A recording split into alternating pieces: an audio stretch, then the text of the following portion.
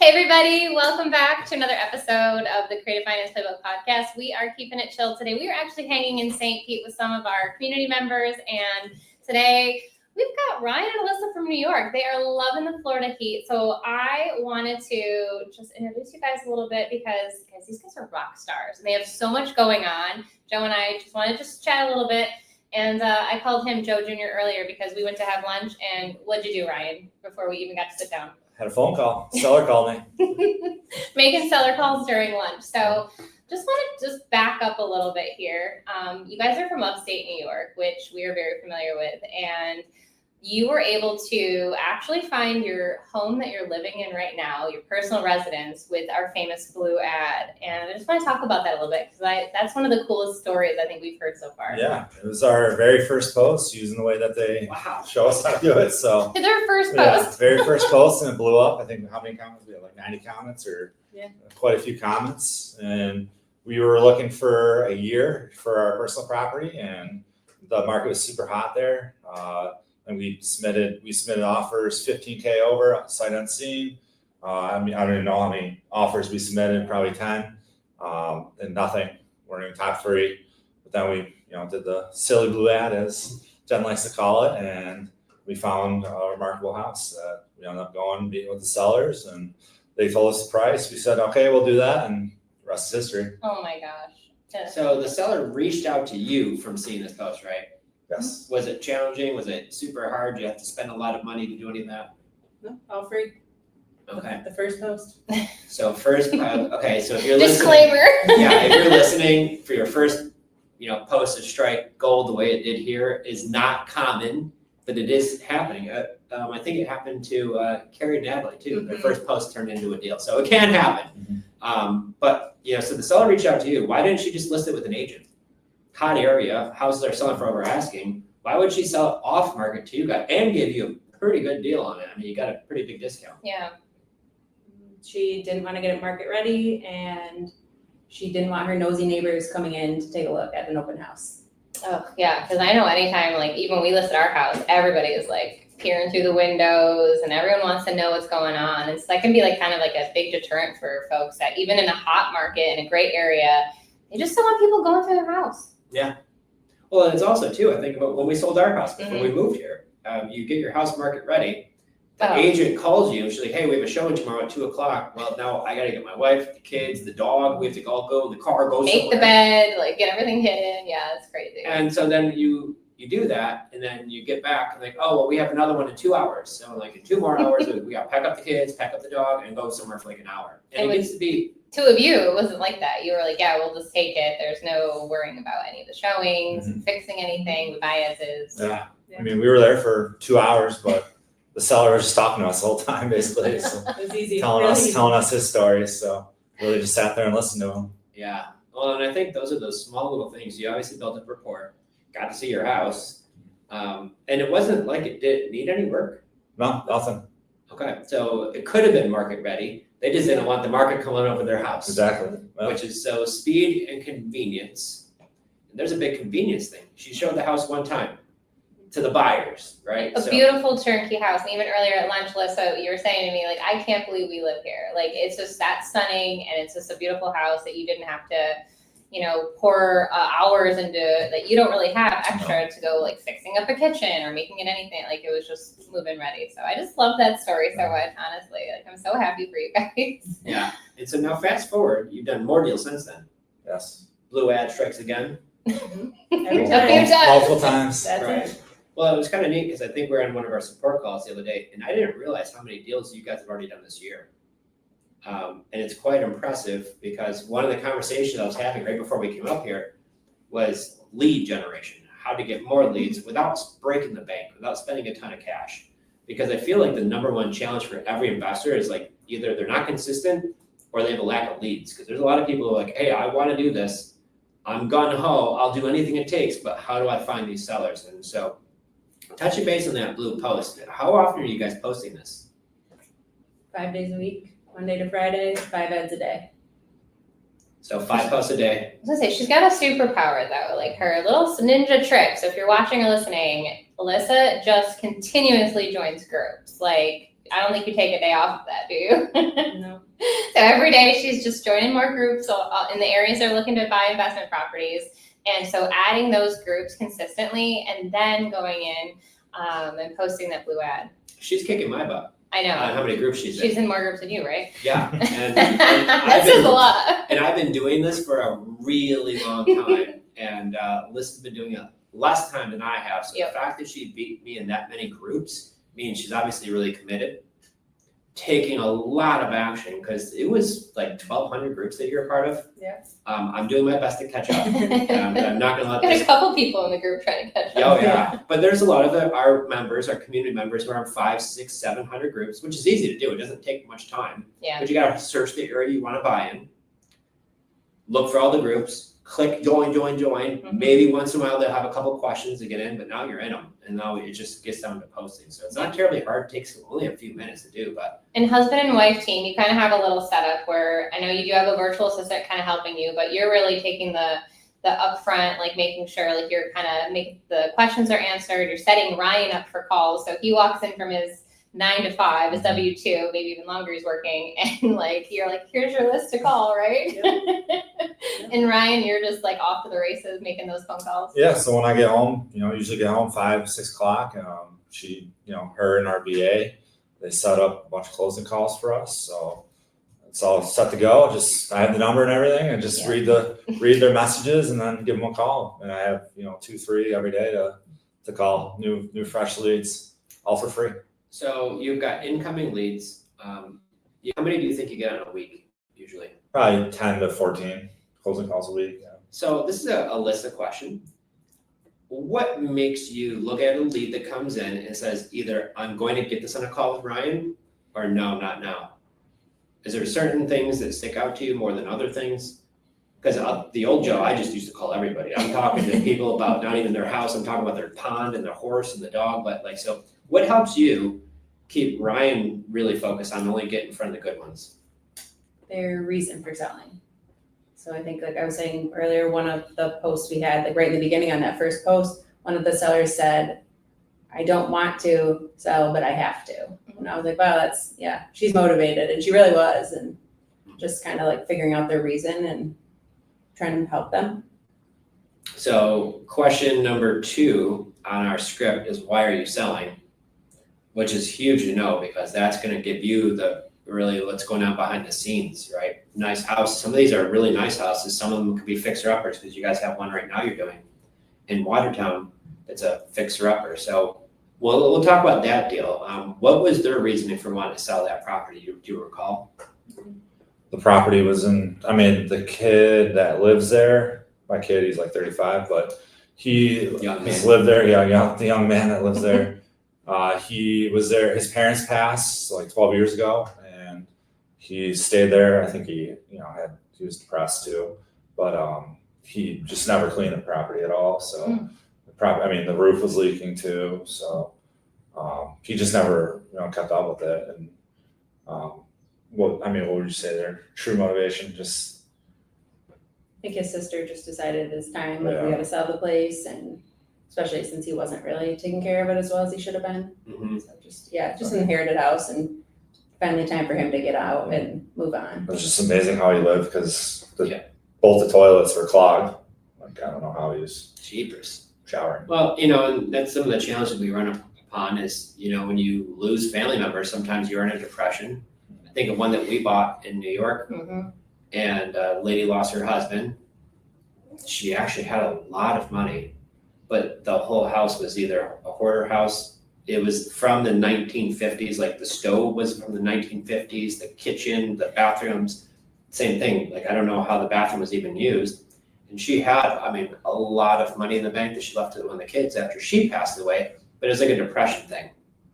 And she was sad, and obviously, so the house over time became so overwhelmingly with all the things it needed. When the daughter who inherited the property reached out to us, she's like, I'm dealing with the mourning of my mom just passing away. Dad passed away a decade before that. She's overwhelmed with all of the stuff, and it's just kind of like, I can't, right? And when you're dealing with a loss in the family, like a loved one, that's hard enough.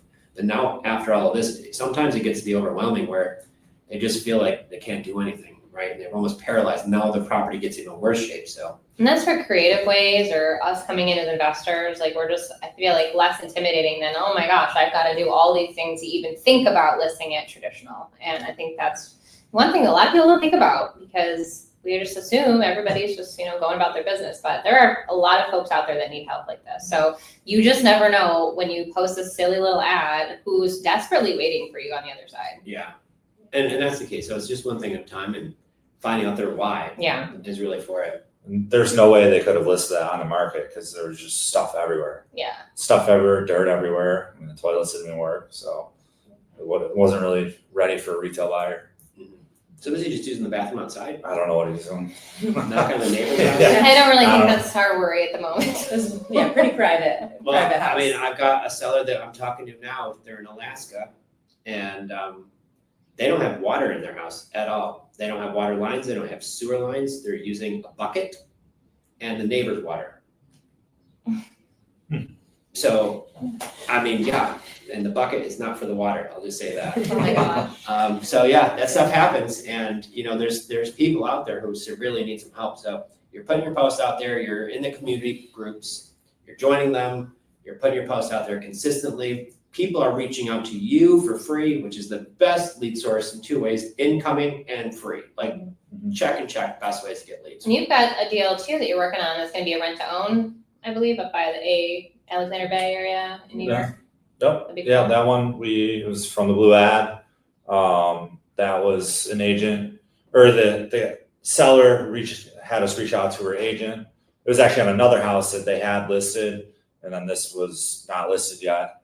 And then they sent it to us, and we agreed on the price and terms, and they were okay with no money down. And I just told the seller, I typically buy no money down, okay? They said okay. So I just paid the agent's commissions and closing costs, and that's our entry fee into the deal. And the house is all fixed up, ready to go. There's no repairs that are needed. So now we're closing on that in a couple weeks, and now it's our time to find a rent-to-own buyer. That was a free and clear property? Yes. That one is not. No. Oh, you're right. Yeah. Now, you're doing that with seller financing though. What kind of rate were they charging you? We're at a 3% rate. 3%, which is phenomenal. Okay, so I want to kind of touch into that because this is an agent. The seller reached out to you guys because they saw the post, but she says, I want you to talk to my agent. So now you're talking almost to the agent and put that deal together. And I know sometimes we talk to sellers and they want to have their agent involved, talking to the agent, explaining them this way. Sometimes they don't get it. Sometimes they don't like it. So what was the connection there with this agent? Because she's fantastic to work with. What was the difference there, you think? She understood it. She's done it before. She's worked with, because New York's an attorney state, so she worked with an attorney that knows how to do it this way. So she, I was telling her about it.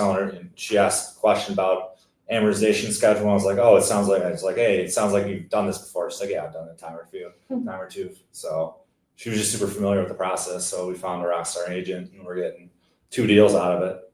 Because that same seller, wait a minute, I have that one, but I also have another one I want to sell. And so you're doing the terms the same way, 3%, no money down. Yep. And the agent, not only is she awesome, so shout out to those awesome agents out there, but she was willing to help you with the commission. So she's not going to charge, full price because you're coming up with that. And she even turned you on to the first deal, which led to a second deal too. So not all investors are the same. Not all agents are the same. Not all attorneys are the same, but the point of this is get in front of the right ones. Get your village. Like from now on, we know who the agent is out that area to talk to because she understands it. So sometimes I think when an agent gets to be the challenge when they don't understand it, just like anything else though, right? So Well, I was going to say, because on the flip side, these are all great wins that we're having here, but you guys have had some no's along the way too. I remember there was a conversation that was a little bit heated with an agent over the summer, I think. oh my gosh. And so obviously you didn't give up. Even though it got hard, there were some sticky situations and some questionable conversations that were had with a certain broker or somebody.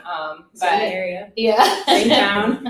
Now I'm like, I wonder what happened to that house, right? But even that agent up there, because that's the complete opposite. Yeah. Let's talk about the flip side. But they didn't give up is my point, because a lot of people would just throw in the towel and say, this is too hard and, I'm not going to worry about this and I'm just going to stick with what I've always done.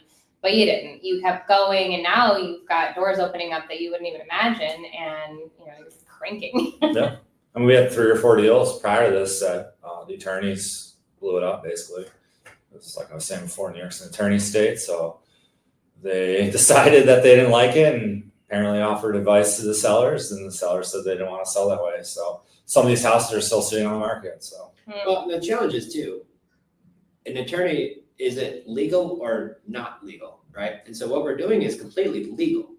So if the attorney at that point, in my opinion, they're actually not giving legal advice, like, is this legal or is it not? They're actually giving them financial advice, which is not something usually attorneys do. Mm-hmm. Like, can they buy it with owner financing? There's nothing wrong with that, guys. This has been going on for decades and centuries, right? So if an attorney doesn't like it for whatever reason, so that's where it comes in the challenges, is finding those right people who are, and you're gonna, I forgot about that agent call. Oh, I I But once again. well, you always throw the negative way out. But once again, when you have a seller who says, yes, I will do this, just explain to the agent, and I'm explaining to the agent, and the agent's like, absolutely not. But you're not helping out your seller, you're only helping out your own personal checkbook. So you've got a seller in their situation where they weren't even living in the state. It was like July or August, and now here we are in March, and it's still sitting. that one is, I think so, yeah.